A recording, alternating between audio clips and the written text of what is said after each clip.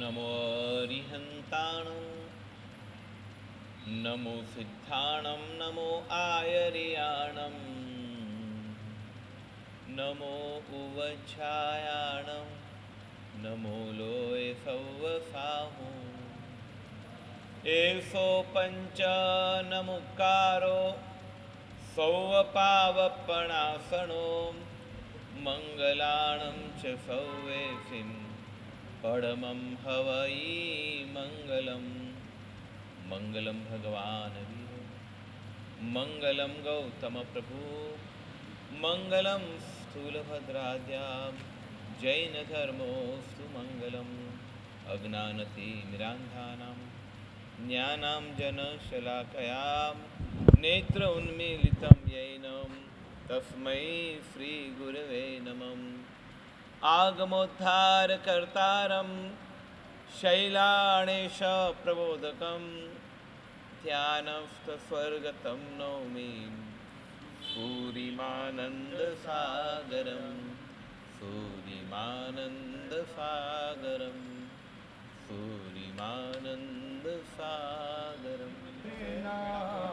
तोले चुका हूँ सरना तोले चुका हूँ चाहे तारो या न तारो सरना तोले चुका हूँ ऋषभदेव स्वामी मेरे सरना है चरण तेरे ऋषभदेव स्वामी मेरे सरना है चरण तेरे चरणों में आ चुका हूँ हाँ जी चरणों में आ चुका हूँ चाहे तारो या न तारो सरना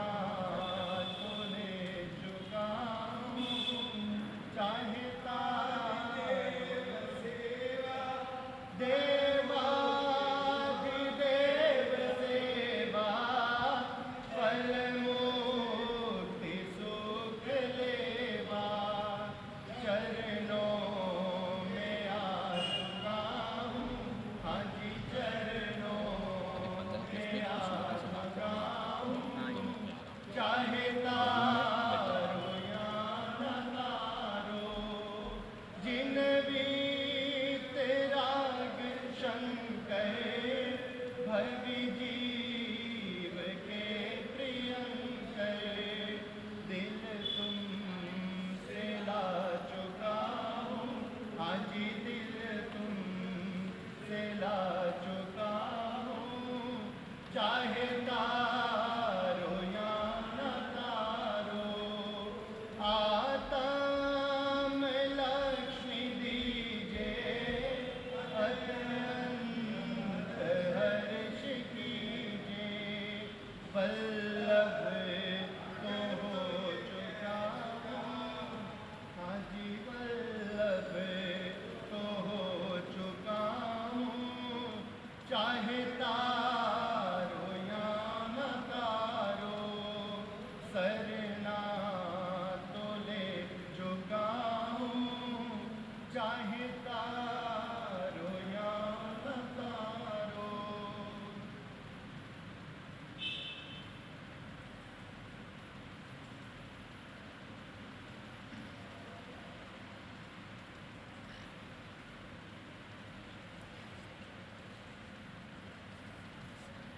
हाथ जोड़िए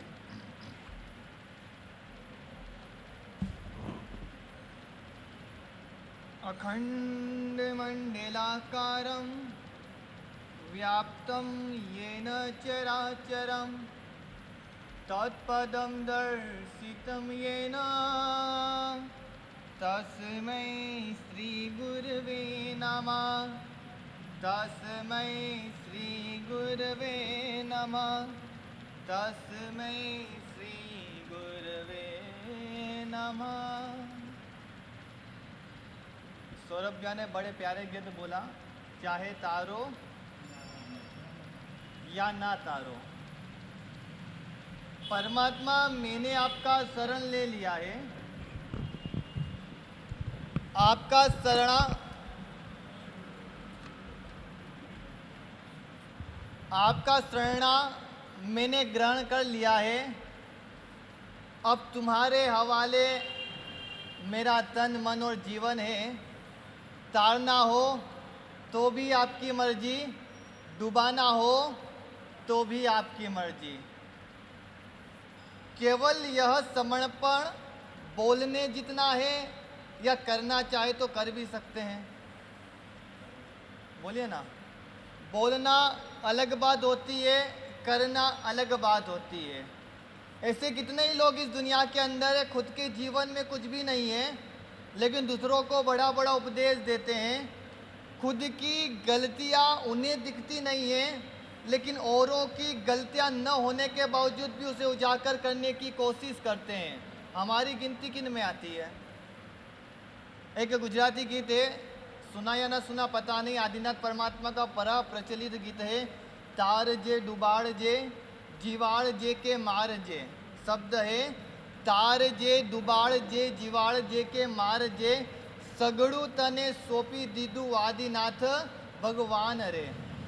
भगवान तारना वो भी तेरी मर्जी, मारना हो तो भी तेरी मर्जी, जिलाना है तो भी तेरी मर्जी, मारना है डुबाड़ना है, जो भी करना है सब कुछ मैंने तुम्हें समर्पित कर दिया। ईमानदारी से बोलना, क्या हम हमारे अरिहंत परमात्मा को संपूर्ण समर्पित है या नहीं? तन से, मन से, जीवन से संपूर्ण समर्पित अभी तक हुए या नहीं हुए? अगर परमात्मा को संपूर्ण समर्पित हो जाते ना, तो रास्ते में चलते चलते अगर हमें ठोकर लगती है या गिरने जैसी परिस्थिति हो जाती, तब हमारे मुंह से क्या निकलता है? बोले ना, क्या निकलता है? हे भगवान, हर किसी के मुंह से नहीं निकलता है। ओ माँ, अरे बाप रे, क्या निकलता है? मोस्टली अगर छोटी मोटी परेशानी होती है, फॉर एग्जाम्पल अंधेरा है, आप ही का घर है, आप कहीं बाहर गए हुए हो, एक जंगल जैसा वातावरण है, बहुत बड़ा हॉल है, अंधेरा हो गया है, रास्ते से जा रहे हो, कुछ भी नहीं दिख रहा है घर के अंदर, पहले से ही पता है कि भाई इस एरिया के अंदर सांप बहुत घूमते हैं। क्या घूमते हैं? पता चला आपको कि इस एरिया के अंदर सांप नाग बहुत घूमते हैं। अब आप उस एरिया में जा रहे हो, अंधेरा है, आपके पास लाइट भी नहीं है, अचानक आपके पैर में कोई रस्सी आ जाती है, झाड़ी, अचानक आपके पैर में कोई रस्सी आ जाती है, उस समय क्या हालत होती है आपकी? क्या समझते हो? हाँ, सांप। और क्या याद आता है? बाप। क्या याद किया था उस समय? अरे बाप रे, क्या हो गया? रियली यह हकीकत है, अभी तक अरिहंत परमात्मा का हमने जो नाम स्मरण किया है, संपूर्ण समर्पितता हमारे भीतर नहीं आई है, संपूर्ण परमात्मा के प्रति आस्था हमारे भीतर नहीं आई है। एक मैं जब छोटा था तब एक दृष्टांत सुना था गुरुदेव के मुख से, आज मैं आपको बताता हूँ समर्पण कैसा होना चाहिए। एक नगर के अंदर एक मंदिर था शिव जी का, एक नगर में शिव जी का मंदिर था। उस मंदिर का पुजारी रोज शिव जी की पूजा करता था। नियम था सुबह 5 बजे उठकर उनके लिए जल लाना, उनके लिए फूल लाना, पुष्प लाना, सारा काम। हार्दिक भैया फिक्स था, आप भगवान की पूजा करते हो ना, डेली करते हो ना, सेम आपके जैसा वो पुजारी भी वहाँ पूजा करता था, डेली पूजा करता था। याद रखना, सिर्फ पूजा करने से हमारा कल्याण होने वाला, इसका मतलब ये भी नहीं कि पूजा नहीं करना, पूजा तो करना है, लेकिन पूजा उसके तौर तरीके से करना। कहते हैं ना, खाने से पेट भरता है, हाँ या ना? सत्य है। भूख लगी, आपने भोजन किया, पेट भरेगा या नहीं पड़ेगा? भरेगा। लेकिन मुझे ये बताओ, खाने से पेट भरेगा, भूख मिटेगी, लेकिन क्या खाना ये आपको पता नहीं है। ज़्यादा खा लिया फिर क्या होगा? हाँ जी, तबीयत खराब हो जाएगी। दूसरे नंबर पे, अभी गर्मी का मौसम है और गरम गरम वस्तु ज़्यादा खा ली, फिर क्या होगा? साथ में दूध और दही, खट्टी चीज दोनों साथ में खा ली, क्या होगा? पूरा पेट बिगड़ जाएगा। खाने का भी हमें ज्ञान होना चाहिए। इसलिए डॉक्टर के पास जाते हैं ना, आयुर्वेदिक डॉक्टर के पास, आपकी जब वो नाड़ी देखता है, दवाई बाद में देता है, पहले क्या बताता है? परहेज बताता है। पता या नहीं पता है आपको भाई? कढ़ाई विगाई आपको नहीं वापरना है भाई। कोलेस्ट्रॉल बढ़ गया तो क्या करना पड़ता है दीपक जी? अगर कोलेस्ट्रॉल आपका बढ़ जाता है, किसी का कोलेस्ट्रॉल बढ़ जाता है तो क्या करते हैं मुकेश जी? हाँ, तली हुई चीज, तेल बंद, घी बंद। अगर आपकी एसिडिटी बढ़ जाती है तो क्या करते हैं? बोलो संजीव जी, एसिडिटी समझते हो ना? एसिडिटी, हाँ, एसिडिटी का मतलब होता है पेट में यहाँ पे जलन होना, खट्टी खट्टी डगारे आना, कुछ खाने की इच्छा न होना, पीत बढ़ जाना। ऐसी परिस्थिति में क्या करते हैं? डॉक्टर बोलते हैं मिर्च मसाला बंद कर दो। अगर आपका डायबिटीज बढ़ जाता है, डायबिटीज समझते हो ना? हाँ, वो तो राज बीमारी हो गई, हर घर में कहीं ना कहीं तो आपको मिल जाएगी, कहीं पर भी जाओ। डायबिटीज बढ़ जाता है, हार्दिक भैया, तो क्या करते हैं डॉक्टर? क्या बोलते हैं? हाँ जी, मीठा बंद कर दो। मीठा बंद करोगे तो क्या होगा? आपका शुगर कंट्रोल में आ जाएगा। अगर आपका बीपी बढ़ जाता है तो क्या करते हैं? नमक बंद कर दो। अब मैं आपसे पूछता हूँ, आपको ये तो पता है कि बीपी बढ़ जाता है तो नमक बंद कर दो, अगर आपका कोलेस्ट्रॉल बढ़ जाता है तो घी बंद कर दो, अगर शुगर बढ़ जाती है तो शक्कर बंद कर दो, एसिडिटी बढ़ जाती है तो, अम्ल पित्त बढ़ जाता है तो मिर्च मसाले बंद कर दो। अब मैं आपसे पूछता हूँ, अगर आपकी आसक्ति बढ़ जाती है तो क्या बंद करोगे? आसक्ति बढ़ती या नहीं बढ़ती है? आसक्ति का मतलब पता है आपको? जो आसानी से कहीं पर भी कभी भी आ सकती है, जो आसानी से हमारे जीवन में आ सकती है, उसको बोलते हैं आसक्ति। आसक्ति व्यक्ति को वस्तु के प्रति भी हो सकती है, किसी व्यक्ति के प्रति भी हो सकती है, किसी स्थान के प्रति भी हो सकती है, किसी पर भी आसक्ति हो सकती है। लेकिन याद रखना, संसार में डुबाने वाला कोई तत्व है तो वो यही है। कौन है दीपक जी? हाँ जी, आसक्ति, मूर्छा, आसक्ति, ये सब इसी का पर्यायवाची शब्द है। हमसे आसक्ति छूटती है, हाँ या ना? जो चीज हमें पसंद है लेकिन वह चीज शास्त्र के विरुद्ध है, जो चीज हमें पसंद है लेकिन वह चीज अभिषेक जी शास्त्र के विरुद्ध है, तो भी अगर हम वो कार्य करते हैं उसमें आसक्ति आ जाती है। अगर आप नामना की कामना को लेकर, आप अपने नामना की कामना को लेकर शास्त्र के विरुद्ध जाते हो, वहाँ पर भी आसक्ति आती है। और जहाँ आसक्ति आती है वहाँ प्रभु आज्ञा भंग करने का दोष भी लगता है। कौन सी आज्ञा भंग करने का? तीर्थंकर की आज्ञा का भंग करने का। अगर आपको परमात्मा ने कहा है कि भाई कंदमूल नहीं खाना, जमीन कंद नहीं खाना, तो भी आप खा रहे हो, उसमें भी आपको दोष लगेगा, जिनेश्वर आज्ञा का भंग का दोष लगेगा। परमात्मा ने कहा है कि रात्रि भोजन नहीं करना चाहिए, तो भी हम करते हैं, उसमें भी दोष लगता है। हम करें ना करें बात की बात है, लेकिन पता तो होना चाहिए हम जो कर रहे हैं वो क्या है। सौरभ जी क्या है? बोलो ना, क्या है? सही या गलत है? हम जो कर रहे हैं वो सही या गलत है? हम कंदमूल खा रहे हैं, सही या गलत है? गलत है। हम रात्रि भोजन कर रहे हैं, सही या गलत है? गलत है। हम परमात्मा के बताए हुए मार्ग पर नहीं चल पा रहे हैं, सही या गलत है? परमात्मा ने जो श्रावक के व्रत और नियम बताए हैं, हमारे लिए बताए हैं, भले हम नहीं पाल पा रहे हैं, लेकिन वो सही है हमारे लिए, गलत है? क्या नहीं पाल पा रहे तो सही है? गलत है ना? व्रत सही है लेकिन हम नहीं पाल पा रहे, वो तो हमको याद रखना, जब तक भीतर पश्चाताप नहीं होगा ना, परमात्मा का धर्म प्राप्त करने के बाद, परमात्मा के धर्म को समझने के बाद, परमात्मा के बताए हुए मार्ग पर चलना चाहिए। लेकिन कदाच नहीं चल सको तो पल पल वेदना होना चाहिए। हर बार मन के अंदर एक दिन पूजा छूट जाए ना हार्दिक जी, तो मन में वेदना होने मेरे परमात्मा की पूजा मुझसे कैसे छूट गए। जिस दिन मंदिर ना जा पाओ ना, हृदय में दुख होना चाहिए। जिस दिन परमात्मा का प्रतिक्रमण जो हमको पता है प्रायश्चित के लिए नहीं हो पाए, हमें खिन्नता होना चाहिए अपने ऊपर कि आज मैं क्यों नहीं कर पाया।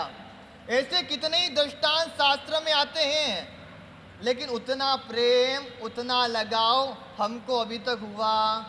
ईमानदारी से बोलना, दुकान पर ऑफिस पर जा रहे हो, आप तो सब बड़े बड़े मिल के मालिक हो, ऑफिस पे जा रहे हो, रियल है, सबके ऊपर लेना मुकेश जी, सबके ऊपर लेना।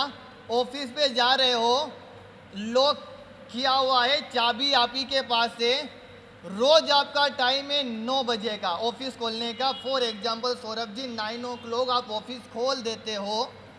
ऑफिस आप खोलने के लिए गए, रास्ते में ट्रैफिक जाम था, 9 बजे की 9:15 हो गई, 9 की क्या हो गई 9:15 हो गई। अब 9:15 बजे ऑफिस जाते हो, आपके काम करने वाले वर्कर्स वहाँ पहले से ही खड़े होते हैं और आपसे कहते हैं सेठ जी आज लेट कैसे हो गए, 9 बजे का टाइम था, आपको 9:15 बज गए। आप कहोगे कि भाई ट्रैफिक जाता था इसीलिए लेट हो गया। फिर आपके वर्कर बोलेंगे आपको सेठ जी आप लेट हो गए, कोई प्रॉब्लम नहीं, लेकिन एक बहुत बड़ी डील होने वाली थी, एक बहुत बड़ा कस्टमर यहाँ पर खड़ा था, 9 बजे से खड़ा था, मैंने उसको रोकने की कोशिश करी, 9:05 तक रुका, 9:10 तक रुका, अभी 2 मिनट पहले ही निकला है। सेठ जी कम करोड़ों की डील होने वाली थी, ऐसी शक्यता थी, वो व्यक्ति निकल गया। अब बताओ दुख होगा या नहीं होगा? हाँ या ना तो बोलो, होगा या नहीं होगा? दुख क्यों होगा कि यार मेरे टाइम से अगर मैं आ जाता, ट्रैफिक जाम नहीं होता, 9 बजे अगर मैं ऑफिस में पहुंच जाता तो आज मेरी करोड़ों की डील आराम से। दुख होगा या नहीं होगा? ईमानदारी से बोलना, होगा ना।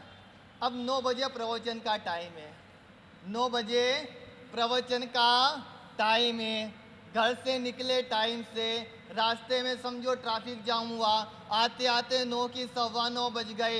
आपको किसी ने बोला कि यार इतना लेट क्यों हो गए? भाई निकला था टाइम से, ट्रैफिक जाम हो गया, लेट हो गया तो कोई बात नहीं, जितना बचा उतना सुन लूंगा। ईमानदारी से बोलना, ऑफिस जाने में लेट हुए दुख हुआ, यहाँ पर आने में लेट होंगे दुख होगा? क्यों नहीं होगा? क्योंकि इतना प्रेम, जितना प्रेम पैसों से है, इतना प्रेम है देव गुरु से, मना नहीं है, लेकिन जितना प्रेम जितनी आसक्ति पैसों में है, उतनी आसक्ति उतना प्रेम अभी तक न तो हमें परमात्मा से हुआ है और नहीं हमें हमारे देव गुरु से हुआ है। सही या गलत अभिषेक जी? रियल लाइफ में देखो, बोलने से काम नहीं चलने वाला। महाराज साहिब जी आए, जाकर हाथ जोड़ा, वंदन किया, गोचरी के लिए ले गए, कुछ काम काज हो तो बताना, इतने मात्र से आप धार्मिक नहीं हो जाओगे। जब तक आपके जीवन में धर्म नहीं आएगा तब तक समझ लेना सिर्फ और सिर्फ औपचारिकता है, फॉर्मेलिटी से बोलते हैं ना, वो ही चल रही है। लाइफ को सक्सेस करना है तो परमात्मा का बताया हुआ धर्म भले छोटी मात्रा में, बड़ी मात्रा में नहीं आएगा जलेगा, लाना तो संपूर्ण चाहिए, लेकिन छोटी मात्रा में भी परमात्मा का बताया हुआ धर्म का एक अंश भी अगर हम हमारे जीवन में उतारते हैं तो समझ लेना जब हमारा अंतिम समय आएगा ना, सबका आने वाला है, उस समय आपको खुशी होगी कि मैंने भी इस जन्म, क्योंकि आर्य क्षेत्र में जन्म पाना भी दुर्लभ है, आर्य क्षेत्र के बाद मनुष्य भव मिलना यह भी दुर्लभ है, मनुष्य भव मिलने के बाद जैन कुल मिलना यह उससे भी दुर्लभ है, जैन कुल मिलने के बाद परमात्मा की भक्ति मिलना यह भी दुर्लभ है, परमात्मा की भक्ति मिलने के बाद देव गुरु का संपर्क मिलना यह उससे भी दुर्लभ है, गुरु का संपर्क मिलने के बाद गुरुदेव के मुख से जिन वाणी का श्रवण करना और उनसे जिन वाणी सीखना यह उससे भी दुर्लभ है, और जिन वाणी सुनने के बाद अपने जीवन में उतारना यह उससे भी कितना दुर्लभ, आपको सुलभ हो गया। भाग्यशाली हो आप कांति जी, बड़े भाग्यशाली हो, लेकिन सुनने मात्र से कल्याण होने वाला? याद रखना, केवल ऑफिस में जाकर बैठे रहोगे, कोई काम नहीं करोगे, कोई वर्क नहीं करोगे, कोई ऑर्डर नहीं लोगे, ऑर्डर लेने के बाद माल सप्लाई नहीं करोगे, अपने काम करने वालों का ध्यान नहीं रखोगे, माल आना जाना सब बंद कर दोगे, केवल एसी चालू करके बैठ जाओगे, 1 महीने के बाद क्या होगा? जो था वह भी, जिस प्रकार ऑफिस में आपको उदाहरण इतने सरल तरीके से बता रहा हूँ कि आपको फीट हो जाए, क्योंकि आपके माइंड के अंदर सिर्फ और सिर्फ आपकी ऑफिस, आपकी दुकान और आपका पैसा भरा हुआ। बस कब महाराज जी यहाँ से छूटे, ऑफिस जाओ, अपना काम चालू करे। ये कोई नई बात नहीं, सबके मन में ऐसा ही है, क्योंकि संसार में है, कहते हैं ना, संसारी के जेब में कौड़ी नहीं तो उसकी कौड़ी की इज्जत। अगर संसारी व्यक्ति है, उसकी जेब में कौड़ी नहीं है तो उसकी संसार में कौड़ी की भी इज्जत नहीं है। और अगर साधु है और उसके पास कौड़ी है तो समझ लेना उसकी कौड़ी की भी इज्जत। हमारे पास कौड़ी नहीं सौंपती है, कौड़ी किसके पास सौंपती है? आप लोगों के पास। लेकिन याद रखना, मैंने पहले भी एक बार प्रवचन में कहा था, पैसा होना कोई बुरी बात नहीं है। श्रावक के पास पैसा होना कोई बुरी बात नहीं है, लेकिन पैसों के प्रति आसक्ति होना सबसे ज़्यादा बुरी बात है। पैसा है तो पढ़ा रहने दो, नहीं काम आने वाला, जरूरत पड़े उसका उपयोग कर लेना, लेकिन पैसे को जेब में रखना, अपने दिमाग में कभी भी रखना। लोग है ना, पैसे को जेब में कम, दिमाग में लेकर ज़्यादा घूमते हैं। मैं यहीं की बात बता रहा हूँ, नाम तो मुझे भी पता नहीं, भूल गया हूँ। हम यहीं पर एक कहीं पर थे, एक कोई व्यक्ति होंगे, संपन्न होंगे। मैंने उनसे ऐसे ही पूछ लिया नॉर्मली कि आप यहीं रहते हो? बोले नहीं नहीं नहीं, मैं यहाँ नहीं रहता हूँ, मैं कहीं और रहता हूँ, यहाँ तो मिडिल क्लास लोग रहते हैं। सत्य घटना है, यहीं की घटना है। उन भाई ने बोला कि मैं यहाँ नहीं रहता हूँ, यहाँ तो सब कौन से लोग रहते हैं? मिडिल क्लास लोग रहते हैं। इससे ही पता चल जाता है उनकी जेब में पैसा नहीं है। पैसा कहाँ पर है? दिमाग में। अरे भाई, मिडिल क्लास, फर्स्ट क्लास, लो क्लास क्यों करते हो? अपना भाई है, अपना बंधु है, अपना परिवार है। आपका पास्ट देखो, आप कहाँ पर थे, आज आप सक्सेस हो गए, यहाँ पर पहुँच गए। कभी भी व्यक्ति को अपना भूतकाल नहीं भूलना चाहिए। व्यक्ति को कभी भी अपना भूतकाल नहीं भूलना चाहिए। जो व्यक्ति अपना भूतकाल भूल गया, समझ लेना उसका भविष्य काल खतरे में चला गया। तो बस ज़्यादा कुछ कहना नहीं है, वह कहानी भी अधूरी है, वह भी पूरी करेंगे। समर्पण की बात चल रही है। वह जो पुजारी था, रोज़ परमात्मा की पूजा करता था, नियम था, रोज़ परमात्मा की नहीं, सॉरी, शिव जी की पूजा करता था, रोज़ उनके मंदिर जाता था, बड़ी भक्ति करता था। एक बार क्या होता है, उसी नगर के अंदर एक चोर आता है। वह चोर चोरी करने के लिए निकलता है, पूरे नगर में घुमा, लेकिन कहीं पर भी उसे योग नहीं मिले चोरी करने की। सुबह हो गई, उसने सोचा कि साला आज के तो दिन ही खराब गया। आप भी दुकान जाते हो, अगर आपकी वो नहीं होती इनकम तो क्या सोचते हो, आज का दिन मेरा खराब गया। चोर भी चोरी करने निकला, उसका बिजनेस चोरी करना था। उसने सोचा आज की रात मेरी खराब निकली, कहीं पर भी चोरी नहीं हुई, एक काम करता हूँ, जहाँ पर जो भी मिले ले लेता हूँ। अचानक रास्ते में पुलिस हॉर्न की आवाज़ आए।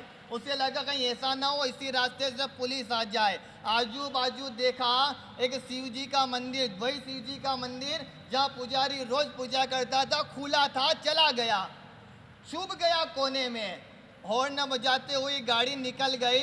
उसने सोचा उजाला होने वाला है, अब कहीं कुछ मिलने वाला नहीं है, खाली भी घर पे जाऊंगा तो पत्नी चिल्लाएगी, अगर खाली घर पर जाऊंगा तो पत्नी को अच्छा नहीं लगेगा, कुछ तो लेकर जाना चाहिए।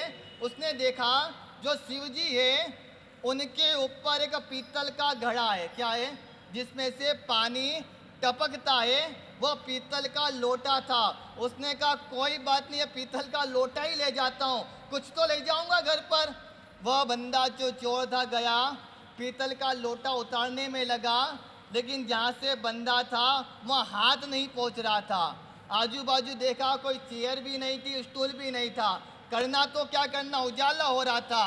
उसने कहा वैसे आजू बाजू में मुझे तो कोई देख नहीं रहा है, एक काम करता हूँ, यह जो शिव जी का शिवलिंग है इसी के ऊपर चढ़ जाता हूँ। उसने शिवलिंग के ऊपर चढ़ा, उस कलश को खोला और जैसे ही नीचे उतारने वाला था, कहानी सत्य है या असत्य है, काल्पनिक है, उसकी महत्वता नहीं है, इसका जो मोरल निकलता है वह बड़ा महत्व का है।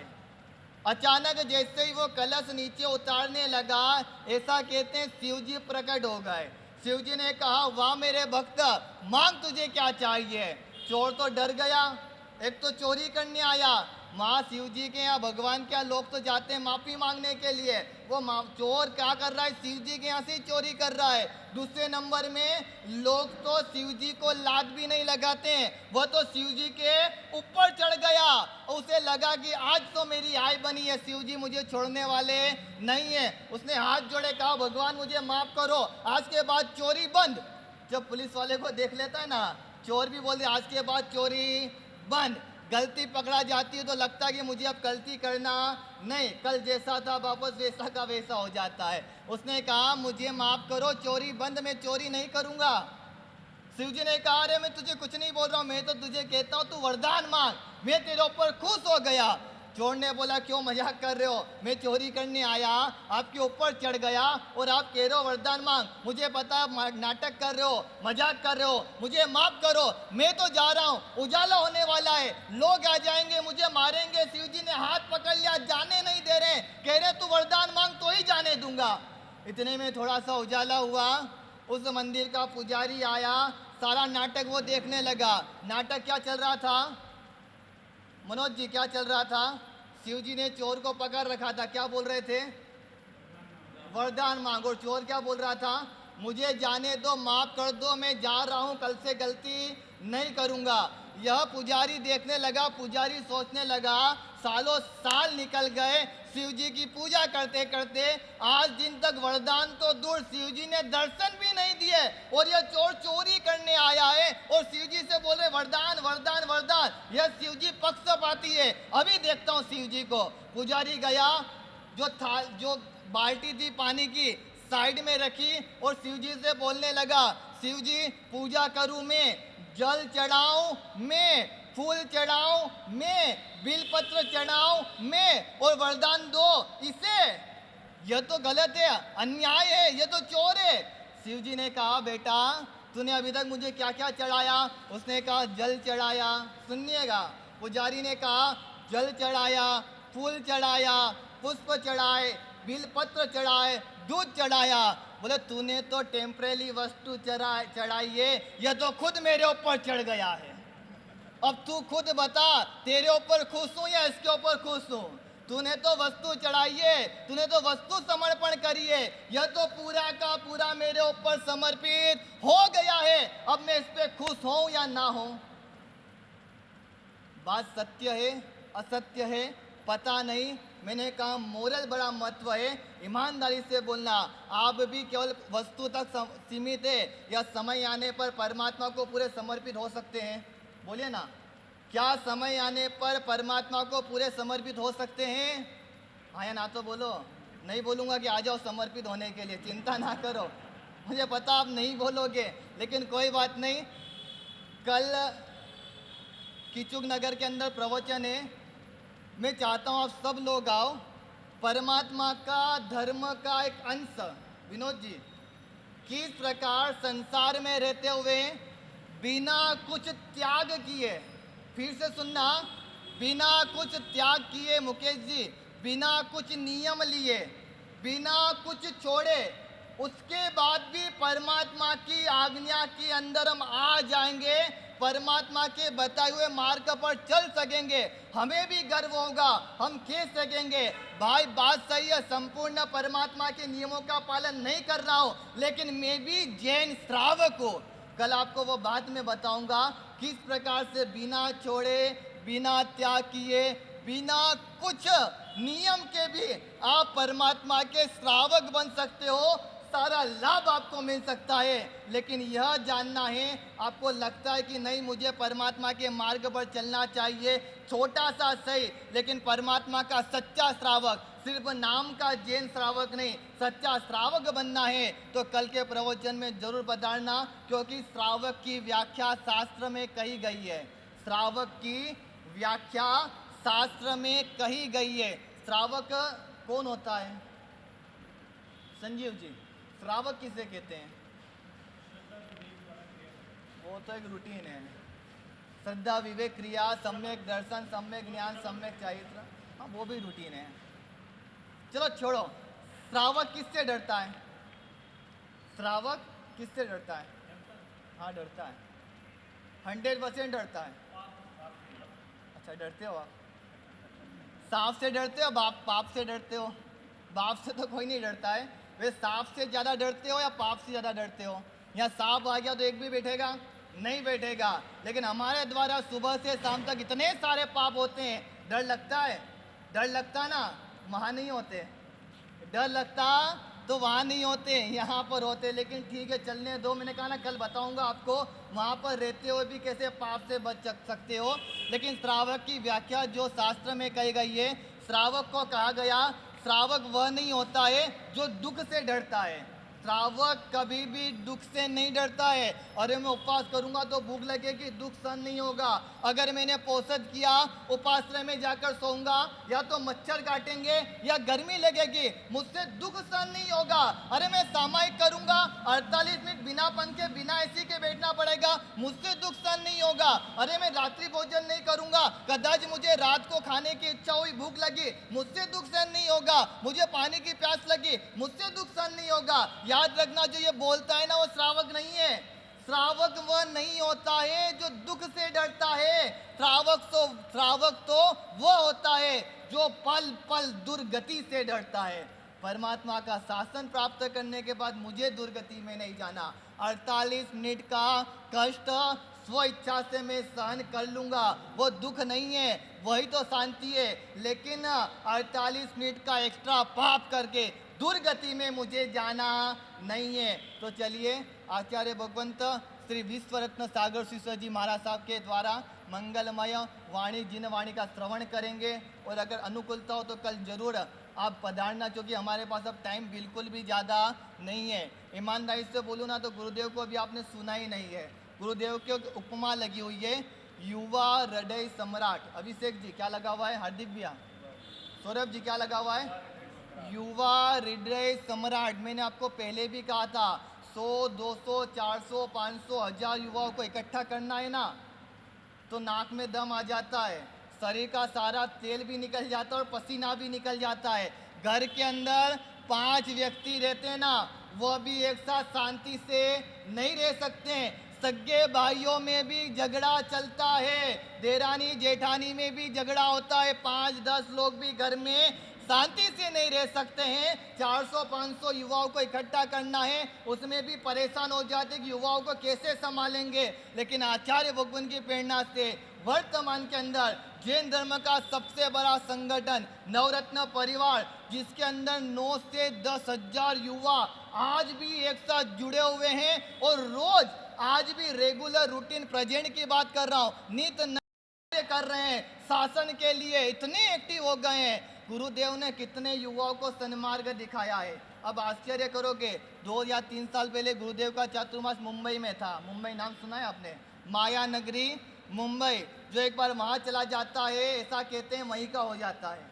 कितने ही साधु भगवंत है, कितने ही आचार्य भगवंत है, वहाँ गए लेकिन वहाँ से वापस आए नहीं, बस वहीं शासन प्रभाव ना कर रहे हैं। लोगों से गुरुदेव को भी लोगों ने कहा, गुरुदेव आप तो गाँवों में घूमने वाले हो, हम जैसे लोगों को सन्मार्ग दिखाने वाले हो, क्योंकि गाँवों में प्राय करके ज़्यादा आचार्य भगवंत आते नहीं हैं। जो प्रभावशाली आचार्य भगवंत है वो शहरों में ज़्यादा रहते हैं, गाँवों में जाते नहीं हैं। गुरुदेव अगर आप भी गाँवों में नहीं आओगे, हमको नहीं देखोगे तो हमको धर्म कौन समझाएगा, इसलिए आप मुंबई मत जाइए। गुरुदेव ने कहा तुम सब कहते हो माया नगरी है मुंबई, मैं जाकर भी आऊँगा, चातुर्मास भी करूँगा और बता दूंगा कि माया नगरी का भी मेरे ऊपर कोई असर नहीं होता है। गुरुदेव मुंबई पहली बार मतलब 25-26 सालों के बाद पहली बार गए थे, वहाँ पर भी प्रवचन हुआ। रात को युवाओं का शिविर चालू किया गुरुदेव ने, क्योंकि गुरुदेव कितनी युवाओं को सन्मार्ग पे ला सकते हैं। मुझे वर्तमान में ऐसे गिने चुने आचार्य भगवंत ही दिखते हैं जो युवाओं को सन्मार्ग पर ला सकते हैं, वर्तमान के युवक युवतियों को सन्मार्ग पे ला सकते हैं। वहाँ पर कांदीवली के अंदर चातुर्मास था। गुरुदेव ने कहा कि रात्रि प्रवचन शिविर युवाओं का हम रखेंगे। लोगों ने कहा महाराज जी यहाँ दिन में भी नहीं आते हैं युवा प्रवचन में, रात में कौन आएगा, किसी को फुर्सत नहीं है, मुंबई है। गुरुदेव ने कहा रखो। आश्चर्य की बात, संजीव जी नाम लिस्ट एड्रेस नंबर के साथ कितने युवा रोज प्रवचन में आते थे पता आपको?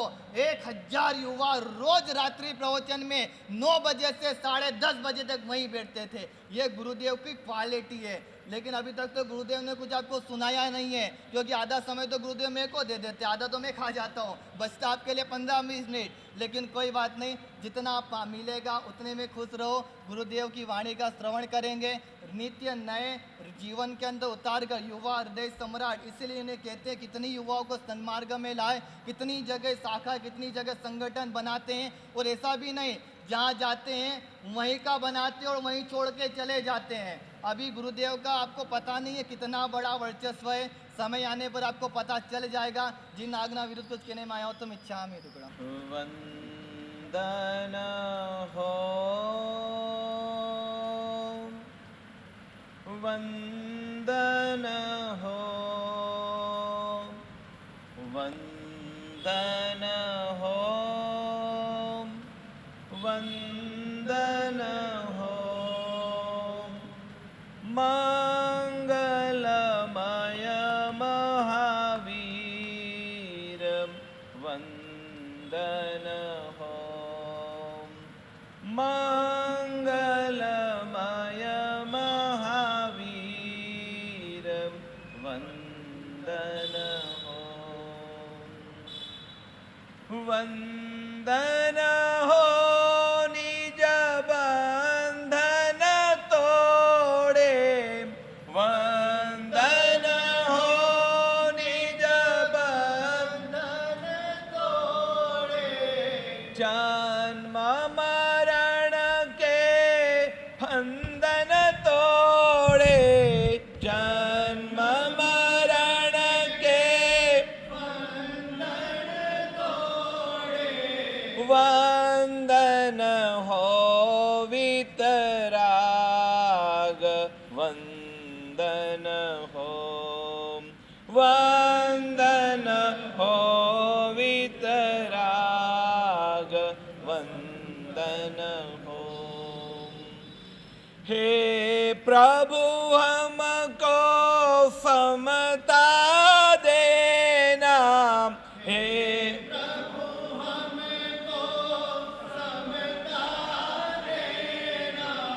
पाप हमारे सब हर लेना, पाप हमारे सब हर लेना।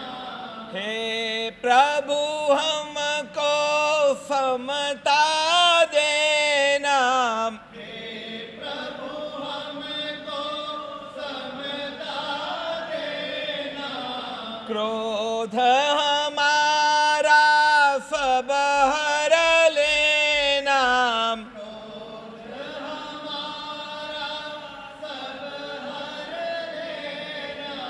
देना मंगल धाम वंदन हो, देना मंगल धाम वंदन हो वंदन हो वंदन हो वंदन हो वंदन हो मंगलमय महावीर वंदन हो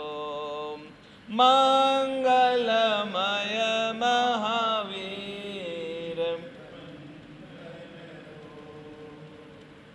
परमात्मा के चरणों में वंदन करके आज एक छोटी सी कुछ बात बताना चाहता हूं।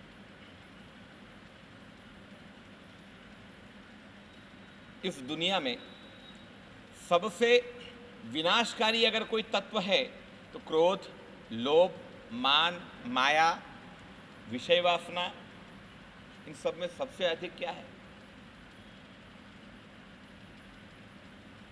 उत्तराध्ययन सूत्र नाम के आगम के अंदर कहा है, सव्व दुखणु माण कसाओ। सारे दुख का मूल अगर कोई है तो वो मान कषाय है। आज उस पर थोड़ी सी चर्चा करना चाहता हूं।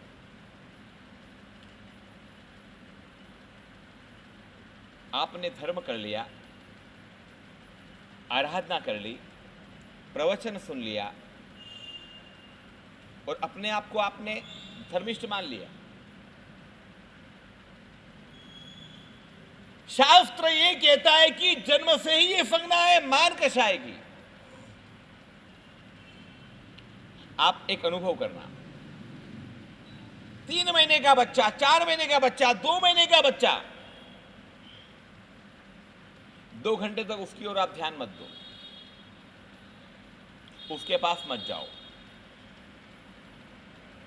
वो रोएगा, वो चिल्लाएगा, उसको अपनी इनसल्ट लगेगी, मेरी केयर क्यों नहीं कर रहे हैं, मेरे पास क्यों नहीं आए, कुछ नहीं करना है, न खाना है पीना है, कुछ नहीं है, दूध पिला दिया, जग रहा है, नींद पूरी हो गई।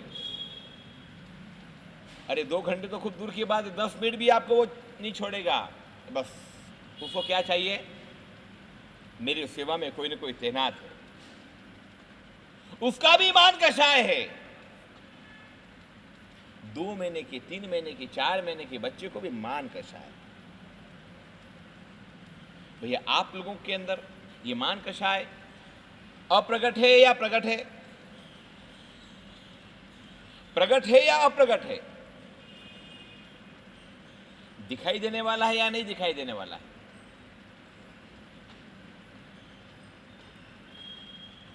दुर्भाग्य हम लोगों का इस बात का है, धंधे के अंदर चाहे जितनी मेहनत करो, वहां हमारी कोई सीमा नहीं है,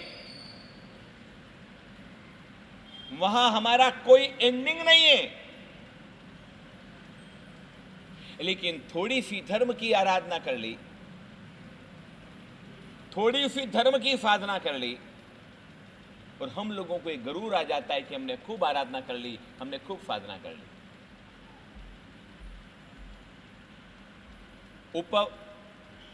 उपासक दशांग नाम का एक आगम,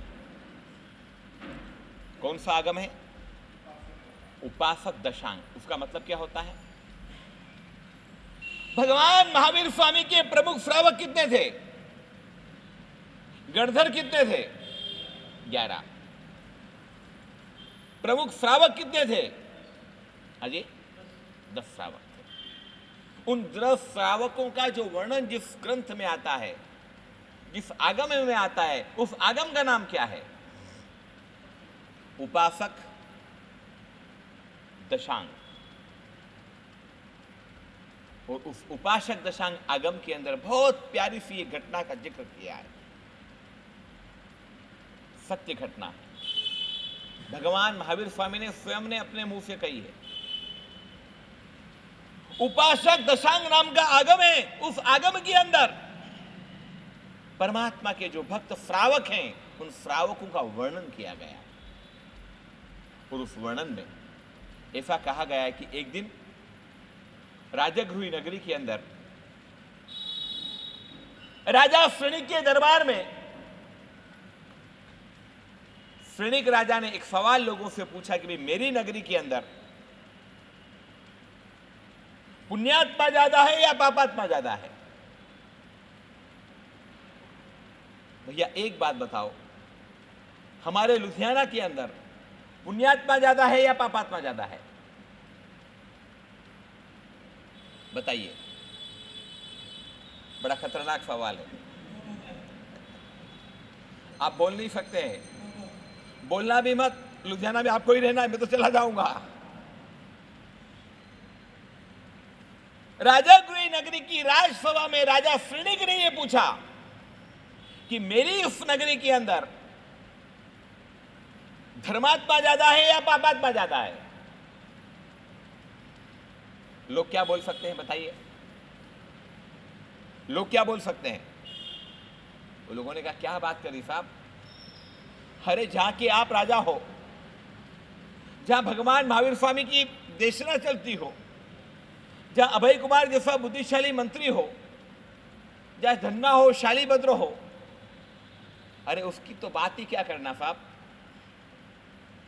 यहां तो पुण्यात्मा ही पुण्यात्मा नजर आते हैं, जहां देखो वहां पुण्यात्मा। सारे लोगों ने एक सुर से कहा कि उस नगरी में क्या कौन ज्यादा है? पुण्यात्मा ज्यादा है। और जितने चोर हो जाते हैं वो सारे एक हो जाते हैं। साहूकार एक हो या ना हो अलग बात है, लेकिन चोरों की जमात, उनकी एकता बड़ी मशहूर होती है। जितने लोग थे सारे इकट्ठे हो गए, सभी ने कहा कि बस पुण्यात्मा ज्यादा है, पुण्यात्मा ज्यादा है। राजा ने अभय कुमार से पूछा, अभय कुमार बताएं, पुण्यात्मा ज्यादा है कि धर्मात्मा ज्यादा है, पापात्मा ज्यादा है? अभय कुमार ने कहा, प्रभु मैं बोलना नहीं चाहता हूं, इसके लिए मुझे 3 महीने का टाइम दीजिए। ये बात मैं कहां की कर रहा हूं? उपासक दशांग नाम के आगम की कर रहा हूं। ये जो चर्चा आ रही है वो कहां से, कौन से आगम में आ रही है? उपासक दशांग नाम का आगम है। कुल आगम कितने हैं? 2 परंपरा है। स्थानक परंपरा की आमनाई के मुताबिक 32 आगम हैं। मंदिर मार्ग की परंपरा के मुताबिक आगम कितने हैं? 45। ये जो उपासक दशांग नाम का आगम है, उस आगम की मैं बात आप तक पहुंचा रहा हूं। अभय कुमार ने कहा कि मुझे कुछ समय चाहिए। अच्छी बात है, 3 महीने का टाइम दे दिया। 3 महीने के बाद एक नगर में उद्घोषणा हुई, ढोल बजाए गए, पढ़ा बजाया गया, जिसके अंदर यह कहा गया कि जो गांव के बाहर सभी को अनिवार्य रूप से जाना है। और गांव के बाहर 2 तंबू बनाए हुए हैं। एक तंबू सफेद कलर का है, एक तंबू काले कलर का है। पूर्व दिशा में जो तंबू है वो सफेद तंबू है, पश्चिम दिशा में जो तंबू है वो काला तंबू है। जो अपने आप को पुण्यात्मा समझता हो, जो पुण्यशाली व्यक्ति हो, जो धर्मात्मा हो, जिसने अच्छे कर्म किए हों, वो कहां जाएगा? सफेद तंबू में। लेकिन जिसने काले कर्म किए हो, जो अपने आप को पापात्मा मानता हो, दुरात्मा मानता हो, वो व्यक्ति कहां जाएगा? काले तंबू में जाएगा। भैया एक बात बताओ, लुधियाना में अगर ऐसा कोई तंबू का निर्माण हो, एक काला तंबू हो, एक सफेद तंबू हो, हम लोग सबसे पहले कहां जाएंगे? ईमानदारी से बोलना, कहां जाएंगे? आज सफेद तंबू में जाएंगे ना। तो लुधियाना भी कोई राजागुरु से कोई कमजोर थोड़ी था क्या? अभय कुमार ने सफेद तंबू बहुत बड़ा बनाया हुआ था। आदेश था, राजा की आज्ञा थी, जाना ही जाना था। इच्छा हो तो भी जाना था, न इच्छा हो तो भी जाना था। या तो सफेद तंबू में जाना था या काले तंबू में जाना था। सारी की सारी दुनिया चली कहां चली? सफेद तंबू की ओर। टाइम हो गया था। राजा मंत्रिमंडल के साथ, अभय कुमार के साथ निरीक्षण करने के लिए गया कि मेरी नगरी में पुण्यात्मा कितने हैं, धर्मात्मा कितने हैं। और गया, पहले सफेद तंबू में गया। सारे के सारे लोग सफेद तंबू में थे। सेठ थे, साहूकार थे, सारे किस्म के लोग थे। अरे और तो और चोर भी थे, उचक्के भी थे, बदमाश भी थे, वेश्याएं भी थी। एक इंसान को देख करके राजा चौंका, ये तो चोर है। अभी कल ही उसकी सजा पूरी हुई जेल की। उसको बोला, भैया ए खड़ा रे, कहां जा रहा है तू? बोली सफेद तंबू में। अरे भाई तू सारी दुनिया का मशहूर चोर है, पता नहीं कितनी बार तू पकड़ाया, अभी तेरी सजा पूरी हुई, कल ही तो तू छूटा और आज तू सफेद तंबू में जा रहा है। अरे कुछ तो शर्म कर। चोर ने कहा, महाराज इसमें आश्चर्य की कोई बात नहीं, मैं तो बहुत धर्मात्मक, बहुत धर्म का काम करता हूं। अरे भाई तू धर्म का काम करता है? अरे चोरी करना कोई धर्म का काम है? कि महाराज गुनाह माफ करो, थोड़ा गहराई से सोचो प्रभु, मैं कितना धर्म का काम करता हूं। कि बोल कि प्रभु मैं चोरी करता हूं, और अगर मैं चोरी न करूं तो आप ये चौकीदार न रखो, आप सैनिक इतनी संख्या में न रखो, और इनको न रखो तो इनके बेचारे बाल बच्चे भूखे मर जावे। इनके परिवार को पोषण करने का पुण्य मैं कर रहा हूं, कितना पुण्य का काम मैं कर रहा हूं। राजा ने सर कूट लिया। ठीक है भाई चल, तू धर्मात्मा। एक ठग को देखा, भैया तू ठग, तू तो मशहूर ठग है यहाँ का, इस राजागुरी नगर ठग है, पता नहीं कितने लोगों को तूने ठग लिया, तू के धर्मात्मा। ठग ने कहा, भाई बात आपका बिल्कुल सच है प्रभु, लेकिन मैं तो पुण्य का काम कर रहा हूं, धर्म का काम कर रहा हूं। क्या कर रहा है? कि मैं लोगों से ठगी करके अपने परिवार का पालन पोषण कर रहा हूं। अगर मैं ठगी न करूं तो मेरे बच्चे भूखे मर जावे, उनका पालन पोषण करने की मेरी जिम्मेदारी है, और तो मैं कुछ कर नहीं सकता, तो ठगी के माध्यम से कर रहा हूं, मैं पुण्य का काम कर रहा हूं। वेश्याओं का पूछा, भैया तुम्हारा क्या है? कि हमारी तो जरूरत है, अगर हम नहीं हुए तो समाज तहस नहस हो जाएगा, लोग वेश्या बन करके बहुत गलत प्रवृत्ति में गिर जाएंगे। जो शराबी थे उनसे पूछा, भैया तुम्हारा क्या है, तुम कौन सा धर्म कर रहे हो? शराबियों ने कहा कि प्रभु हम शराब पी करके एक अनोखी मस्ती में बैठते जाते हैं, एक अलग प्रकार की मस्ती में हम रहते हैं, बड़ी धर्म की आराधना होती है, बहुत भगवान में मन लगता है, शराब पीने के बाद ही भगवान में मन लगता है, तो हम तो भगवान में मन लगाने के लिए पीते हैं। अभय कुमार ने बोला कि प्रभु देख लिया आपने सारे धर्मात्मा कैसे कैसे धर्मात्मा इकट्ठे हुए, सारे चोर उचक्के बदमाश, सारे साहूकार, सारे के सारे लोग सब सफेद तंबू में थे, खचा खचता पैर रखने की जगह न थी। चलो देख लिए धर्मात्मा, अब चलिए पापात्माओं को देखते हैं। पापात्मा पश्चिम दिशा में थे, काले तंबू में थे। काला तंबू पहले से छोटा ही बनाया था, एकदम काला तंबू छोटा था। उसमें देखा तो कोई थे नहीं उसमें ज्यादा, लेकिन 3-4 श्रावक जरूर थे वहां पर। एक श्रावक सामायिक लेकर के सामायिक कर रहा था, दूसरा एक श्रावक आनंद और कामदेव करके श्रावक थे, वो कायोत्सर्ग में लीन थे, पौषध में थे, उन्होंने पौषध का व्रत धारण किया था, और वो क्या कर रहे थे? आत्म साधना में लीन थे, ध्यान साधना में लीन थे, कायोत्सर्ग में लीन थे, तल्लीन थे। राजा श्रेणिक ने तो उनके चरण छुए, उनके पैरों में गिर गया। महाश्रावक जी अन्याय हो गया, आप बहुत अनर्थ कर रहे हैं। अरे आपकी जगह कहां थी? आपकी जगह सफेद तंबू में थी, आप इस काले तंबू में कैसे आ गए? आप इस काले तंबू में कैसे आ गए? आनंद और कामदेव ने रोते हुए कहा, महाराज हमारे जैसा दुर्वात्मा पापात्मा और कोई नहीं है, हमारे जैसा इस दुनिया में पापात्मा और कोई नहीं है।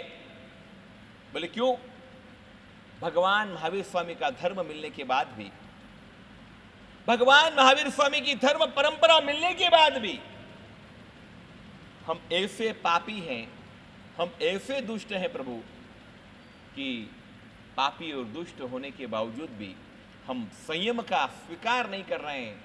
हमको जैसा धर्म में और डूबना चाहिए वैसी धर्म की हम प्रवृत्ति नहीं कर रहे हैं। सचमुच में हम बहुत दुष्ट हैं प्रभु, बहुत पापी है राजन। इसलिए हमारे लिए तो ये काला तंबू ही योग्य है। राजा ने अभय कुमार से पूछा, बताओ क्या मामला है। अभय कुमार ने कहा कि सच तो यह है कि जो काले तंबू में है वो धर्मात्मा है, और जो सफेद तंबू में है वो कौन? कुछ समझ में आ रही बात? भगवान महावीर स्वामी के कुल 10 श्रावक थे, उसमें आनंद और कामदेव जैसे श्रावक थे, और उन श्रावकों का यह कहना है कि हम धर्मात्मा नहीं, हम तो पापात्मा हैं। ऐसे महान उच्च कक्षा के श्रावक वो अपने आप को पापात्मा मानते हैं, और आप और हम थोड़ा सा कुछ कर लेते हैं और अपने आप को बहुत पुण्यशाली मानते हैं। ये धर्मात्मा हो गए। किसी ने 28 कर ली, वो धर्मात्मा हो गया। किसी ने माफक क्षमण कर लिया, वो महान तपस्वी हो गया। किसी ने 1 लाख 2 लाख 5 लाख 25 लाख धर्म में लगा दिए, वो धर्मात्मा दानवीर कर्ण बन गया। भैया एक बात समझ लो, जिंदगी में एक बात समझ लो, धर्म करने के बाद उसके ढोल कभी मत पीटना। धर्म करने के बाद जो व्यक्ति ढोल कूटता है तो शायद उसको लाभ तो जरूर मिलता है, उसको पुण्य तो जरूर मिलता है, लेकिन जो पुण्यानुबंधित पुण्य मिलना चाहिए उसमें स्वार्थ आ जाता है, उसमें आकांक्षा आ जाती है। मेरा नाम कहीं नहीं है, मेरा नाम कहीं नहीं लिखा, मेरा शिलालेख नहीं लिखा, मेरा फोटो बराबर नहीं आया। तूने रुपए दिए, तेरा फोटो हो गया, बात बराबर हो गई, खत्म। जिस मकसद के साथ तूने दान दिया वो दान पूरा हो गया। अब एक्स्ट्रा जो फल मिलना चाहिए वो तुझे एक्स्ट्रा फल मिलेगा नहीं। पुण्यशाली आत्माओं, आज एकदम अनूठे स्थान में मैं आया हूं।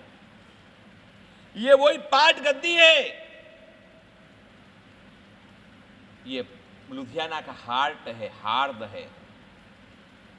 कोई समय हुआ करता था इसका भी, गुरु भगवंतों की जब चतुर्मास होते थे पूरा हॉल खचाखच भर जाता था। क्या इसकी महिमा थी, क्या इसका माहौल था। समय के साथ आज सारे घर बाहर चले गए, लेकिन पर्यूषण आदि में आज भी इसका बड़ा महत्व है। पुण्यशालियों, इस लुधियाना की मूल पाठ परंपरा में आज मुझे आने का सौभाग्य प्राप्त हुआ है, और आज इस पाठ के ऊपर से मैं आप लोगों को आह्वान कर रहा हूं, जिंदगी में गरूर मत रखना, जिंदगी में घमंड मत रखना, जिंदगी में कभी मान कषाय मत रखना। मैंने इतना धर्म किया है, मैंने ऐसा किया है, मैंने वैसा किया है, ये मत करना। गिनती मत गिनाना, कितनी तपस्या करी उसकी नोट मत रखना, कितनी कितनी जगह आपने क्या क्या अच्छे कार्य किए हैं उसकी लिस्ट मत बनाना। अच्छे काम करके हमेशा भूल जाना, अच्छे कार्य करने के बाद हमेशा उसको विस्मृत कर देना। लेकिन बुरे काम अगर हो जाते हैं तो उसको हमेशा याद रखना, हमेशा कोसना अपने आप को कि भाई तूने ये क्या कर दिया, तुझे ऐसा नहीं करना था, तुझे इस प्रकार से नहीं करना था। स्वकृतं दुष्कृतं गर्हं सुकृतं चानुमोदयन् नाथ त्वच्चरणो यामि शरणं शरणो जिनम्। कलिकाल सर्वज्ञ हेमचंद्राचार्य जी ने वितराग स्तोत्र के अष्टक के अंदर ये बात बताई है। जिंदगी में जितने सुकृत होते हैं उनकी अनुमोदना करना, ये तिरने का सर्वश्रेष्ठ माध्यम बता रहा हूं मैं आपको। दुनिया में इससे श्रेष्ठ और कोई माध्यम नहीं हो सकता है। और मैं भी नहीं बता रहा हूं, ये मैं बता रहा हूं, ये भी मेरा अहंकार है। अगर मैं बोलता हूं तो ये मेरी गलती है। मैं तो उस प्रभु की परंपरा की वाणी को मैं आप तक पहुंचाने की कोशिश कर रहा हूं। इसमें ये बताया गया है कि है आत्मन, तेरे द्वारा जो अच्छे कर्म किए हैं उन अच्छे कर्मों की तू अनुमोदना कर। तेरे द्वारा जो अच्छे कार्य हुए हैं उन कार्यों की तू अंतःकरण पूर्वक खूब प्रफुल्लित भावों से अनुमोदना कर। मेरा वो टाइम कितना अच्छा था, मेरा वो समय कितना अच्छा था, जिस समय में मैं शुभ कार्य करता था। मुझे शत्रुंजय जाने का सौभाग्य मिला, मुझे समेत शिखर जी जाने का सौभाग्य मिला, मुझे प्रत्येक स्थानों पर जाने का सौभाग्य मिला। सुकृतों की अनुमोदना और दुष्कृतों की निंदा। अगर आपने दुष्कृतों की निंदा करी है तो आपके जो कर्म हैं वो कर्म भी क्या हो जाएंगे, एकदम हल्के हो जाएंगे। आनंद और कामदेव श्रावक ने भी कभी भी अहंकार नहीं किया था। आपने एक सामायिक कर ली, आपको गरूर आ जाएगा। आपको अगर बड़ी शांति आती है, पंच प्रतिवण आता है, तो आपको अहंकार आ जाएगा। किसी को नहीं आता यहां पर गुरुदेव, मेरे को अकेले को आता है। ये आपकी लैंग्वेज, ये आपके अहंकार का प्रतीक है। सारे गुरु भगवंतों की व्यवस्था मैं ही करता हूं और कोई नहीं करता, आता ही नहीं कोई भी। ये भी क्या है, ये भी क्या है, अहंकार हूं। हर चतुर्मास में मैं ही पैसे खर्च करता हूं, ये भी क्या है, एक प्रकार का अहंकार का। जिन शासन ने आपको ये लाभ दिया है, व्ययावश करने का लाभ दिया है, द्रव्य खर्च करने का लाभ दिया है, ये सौभाग्य समझना कि शासन ने मेरे पर अनहद कृपा करी है। आप एहसान कर रहे हो कि शासन आपके ऊपर एहसान कर रहा है, ये बात समझने जैसी है। आपने 1 लाख रुपए की चढ़ावा लिया, 1 लाख रुपए की बोली बोली, आपके भीतर में मन में क्या भाव आएगा मुझे बताओ। कहीं ना कहीं ये भाव आएगा या नहीं आएगा कि मैंने क्या करा, मैंने किया है। कुछ लोग तो इसलिए बोलते कोई नहीं बोल रहा था तो मुझे बोलना ही था, क्या करता मैं। हाँ भाई, कोई बोल ही नहीं रहा था, सब बड़े बड़े बैठे हुए थे, सब ऐसे चुप थे। फिर मैंने सोचा कि अब क्या होगा, नाक तो रखनी पड़ेगी ना, और इसलिए मैंने बोल दी। भैया ये आपकी सोच है कि आपने नाक रख दी, अच्छी बात है, लेकिन अगर आपके भीतर में गरूर है, आपके भीतर में अगर ये अहंकार का भाव है, आप लाखों रुपए हर साल खर्च करते हो हैं और अगर आपको सम्मान नहीं मिले, आपको आगे नहीं बुलावे, आपको कोई पूछे नहीं, आपके मन में क्या भाव बनेगा। अब नहीं खर्च करूंगा यहां पर, अब जिंदगी में खर्च नहीं करूंगा, नहीं बोलूंगा, मेरी इज्जत ही नहीं है यहां पर, मेरा सम्मान नहीं है यहां पर। बहुत सारी जगह खर्च करने की, मैं वहां कर दूंगा, मैं यहां नहीं खर्च करूंगा। नहीं, अगर इस प्रकार का होता है, अगर इस प्रकार का होता है तो ये हमारा वो द्रव्य, उसका जो बेनिफिट मिलना चाहिए हमको, 1 रुपया खर्च करने के बाद भी चवन्नी का लाभ मिलेगा। रुपया खर्च तो रुपया कर रहे हैं, लेकिन बेनिफिट कितना मिलेगा, चवन्नी का मिलेगा। और अगर उदारता के साथ में, बिना आकांक्षा के साथ में अगर आपने द्रव्य खर्च किया तो आपने चवन्नी भी खर्च किया होगा ना, तो आपको रुपया का लाभ मिलेगा।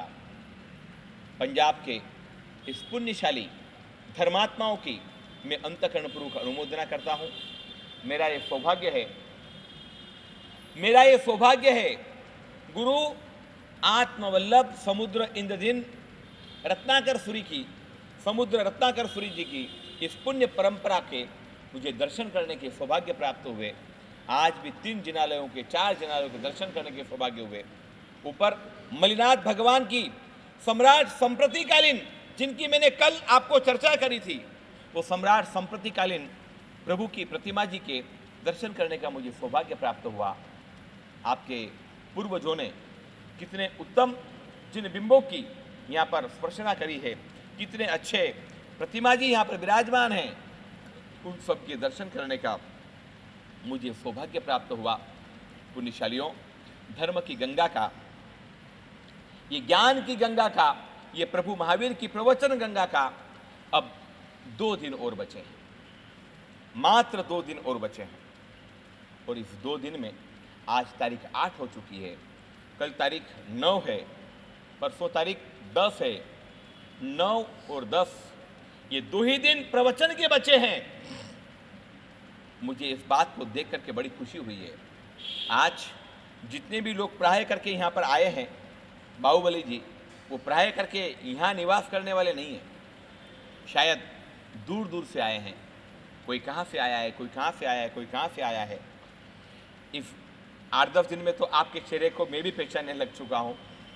आप लोगों से दिल से एक स्नेह जुड़ चुका है। संतों के प्रति आपकी धर्म भावनाओं से मैं अभिभूत हुआ हूँ और दूर दूर से आप पधारे हैं, क्योंकि रोज़ के चेहरे हैं ये सब। हमारे मनोज जी, दीपक जी, अनिल जी, हमारे संजीव जी, विनोद जी, सौरभ जी, अभिषेक जी, पदम जी, मुकेश जी, हमारे कांति नंदन जी से लेकर ये जितनी भी हमारी हार्दिक जी की टीम है, ये सब रेगुलर आने वाली टीम है, रोज आने वाली टीम है। हमारे भाई साहब, नाम क्या भैया, सुशील जी, ये रेगुलर आने वाले लोग हैं, डेली ये बराबर आते हैं और आज भी ये सब बराबर पधारे। मुझे ऐसा लग रहा है कि यहाँ के लोग, क्योंकि घड़ी कम है हमारे, इसलिए आप लोगों ने आकर के इस अपने मूल पाठ गादी की शोभा में 4 चांद लगाया। चाहे आप कहीं पर भी रहते हो, लेकिन आपकी श्रद्धा कहाँ से जुड़ी हुई है? इस पूर्णा बाजार उपाश्रय से जुड़ी हुई आपकी श्रद्धा है और इसलिए आप यहाँ पर पधारे। इस प्रवचन गंगा में आपने श्रवण किया। पुण्यशालियों, कल किचलू करके स्थान है, किचलू नगर में हम लोगों को जाना है। 2 प्रवचन और शेष बचे। बहुत गई थोड़ी रही, थोड़ी भी अब जाए। पता भी नहीं चला और 8 दिन चले गए, मालूम भी नहीं हुआ और 8 दिन चले गए। अब तो मात्र 2 दिन और बाकी है, कल का दिन और परसों का दिन। अगर हो सके, अगर संभव बन सके तो आप प्रवचन की धारा में बहने के लिए कल ठीक बराबर 8:30 बजे पधारें। हम लोग 8:30 का टाइम देते हैं, लेकिन 8:45-9 बज जाती है। अगर थोड़ा टाइम बराबर देंगे तो हमारे पास जो खजाना है, वो खजाने को और थोड़ा जरा विस्तार पूर्वक हम आप तक पहुंचाने की कोशिश करेंगे और इस प्रभु के खजाने को आप तक ले जाने के लिए हम कटिबद्ध हैं। पंजाब की ये धरती, कहाँ हम, कहाँ आप, कहाँ पंजाब, कहाँ गुजरात, कहाँ मध्य प्रदेश, कहाँ राजस्थान और कहाँ पर महाराष्ट्र। आज उन सभी से हम लोग अलग होकर के इस पंजाब की धरती में आए हैं। मैं आ रहा हूँ, वो मध्य प्रदेश से भी आ रहा हूँ। मध्य प्रदेश में इस लॉकडाउन में एक बहुत बड़ी दीक्षा समारोह का आयोजन हुआ था, वो संपन्न करके मैं रामगंज मंडी आया। रामगंज मंडी में भी लॉकडाउन में ही दीक्षा का आयोजन हुआ, मांगलिक के आयोजन हुए और अभूतपूर्व धर्म प्रभावना हुई। हजारों की तादाद में जन सैलाब उसमें उपस्थित था और वहाँ से नागेश्वर तीर्थ में आने के बाद मन में निर्णय लिया कि मुझे इस ओर जाना है और मैं आपके यहाँ पर आ गया। आप लोगों ने जिस प्यार से मेरा एक आचार्य का, जैन शासन के आचार्य का सम्मान किया, मेरा तो सम्मान क्या होता, मेरी तो औकात ही क्या है, लेकिन एक जैन शासन के आचार्य का सम्मान किया। मैं आपके भावों की अंतःकरणपूर्वक अनुमोदना करूंगा और आपके भावों की प्रशंसा करूंगा। गुरु आत्मा वल्लभ समुद्र इंद्रदिनपुरी रत्नाकरपुरी जी की जो कृपाएं आपके ऊपर फैली हुई है, मैं उन गुरुओं के चरणों में नमन करूंगा, वंदन करूंगा, उनकी अनुमोदना करूंगा कि उन्होंने आप लोगों को, पंजाबियों को धर्म के क्षेत्र में जोड़ने का जो साहस कर दिखाया है, खून पसीना सींच करके आज आप लोगों को जो धर्म में जोड़ा है, तो उनकी बदौलत आज आप हम तक यहाँ पहुँचे हैं। अगर वो नहीं होते तो ये पंजाब में धर्म की गंगा न बहती, धर्म का माहौल न बनता और आज मैं भी यहाँ पर नहीं होता आप भी यहाँ पर नहीं होते, उन गुरुओं के चरणों में वंदन करते हैं और पुनः आप लोगों को एक आह्वान करते हैं। कल का एक अद्भुत प्रवचन होगा, अद्भुत प्रवचन होगा। थोड़ा अगर प्रचार हो सके प्रवचन का तो जरूर करिएगा। कल के प्रवचन में हम पाप और पुण्य की बात करेंगे। ये बहुत समझने जैसी बात है, पर ऐसी बात नहीं होगी जो आपके ऊपर से चली जाएगी। नहीं तो मालूम पड़े कि पाप पुण्य की बात करते करते प्रकृति समझाते समझाते आप नींद में खो गए, आपको झोंके आ रहे हैं। आप पुण्यशाली हैं या कैसे हैं? कौन सी प्रवृत्ति कर रहे हैं? आप मर करके कहां से आए हैं और आप मर के कहां जाने वाले हैं, इसका निर्णय आप खुद कर सकते हो। करना है, आपको पता करना है कि आप कहां से आए हो। आपको निर्णय करना है कि मर के कहां जाने वाले हो, निर्णय करना है आपको। क्योंकि कोई भी व्यक्ति अपने बारे में अच्छा ही सुनना पसंद करेगा, बुरा तो कोई सुनना नहीं पसंद करेगा भैया। अगर आपको बोलता हूं कि क्या पुण्यशाली हो भैया, क्या क्या अद्भुत लोग हो, तो आप प्रसन्न हो जाओगे। आओ भैया, आओ भैया, आओ भैया, तो प्रसन्न हो जाता व्यक्ति। क्यों आया, क्या काम है यहाँ पर, बस खत्म, मुंडा चढ़ जाएगा। ऐसा मुंडा चढ़ेगा कि दोबारा उपासना में रखने की इच्छा ना होगी। महाराज जी की क्या है, ऐसा बोल दिया मेरे को। कल हम कर्म प्रकृति की बात करेंगे। आप कहां से मर करके आए हैं और मर करके आप कहां जाने वाले हैं, इसका निर्णय न मैं करूंगा न आप करेंगे। शास्त्र के मुताबिक, शास्त्र में जो बताया गया है वो कर्म की बात हम समझेंगे, पुण्य की बात समझेंगे। पुण्यानुबंधी पुण्य, पुण्यानुबंधी पाप, पापानुबंधी पुण्य और पापानुबंधी पाप, ये 4 चतुर्भंगी शास्त्रों में बताई गई है। बड़ी गहरी बातें हैं, लेकिन मैं उसको सरलता से आप तक पहुंचाने की कोशिश करूंगा। अगर थोड़ा सा प्रयास करेंगे, थोड़ी सी अगर कोशिश करेंगे, तो शायद आपको बहुत अच्छा लगेगा, बहुत प्रसन्नता होगी। आप जरूर से कल के प्रवचन में जरूर से आने का भाव रखिए। 8 से 8:30 से 10:30 बजे तक के प्रवचन है। कल चतुर्दशी, कल क्या है, कल चतुर्दशी है, अतः कल हमें वापरने करने की कोई झंझट नहीं है, इसलिए आप अद्भुत रूप से बराबर पधारें। कल शाम को 6:45 बजे पक्षी प्रतिक्रमण है। कल हमारे छोटे महाराज पक्षी प्रतिक्रमण 350 गाथा का प्रतिक्रमण, जो सूत्र होता है पक्षी सूत्र, वो बोलेंगे। हमारे महाराज साहब प्रत्युन पढ़ाएंगे, अतिचार बोलेंगे, अद्भुत रूप से सारी क्रिया प्रक्रिया होगी। आइए हम श्रवण करने के लिए तैयार रहें। अजित शांति, बड़ी शांति आदि की अद्भुत प्रक्रिया होगी। आइए हम प्रवचन तो जरूर सुने, लेकिन अगर हो सके तो कल पक्षी का प्रतिक्रमण किचलू संघ में जरूर करें और संघ में करके अपने आत्मकल्याण में अग्रसर बने। बस यही शुभेच्छा, शुभ मंगल आशीर्वाद। प्रभु पूजन करो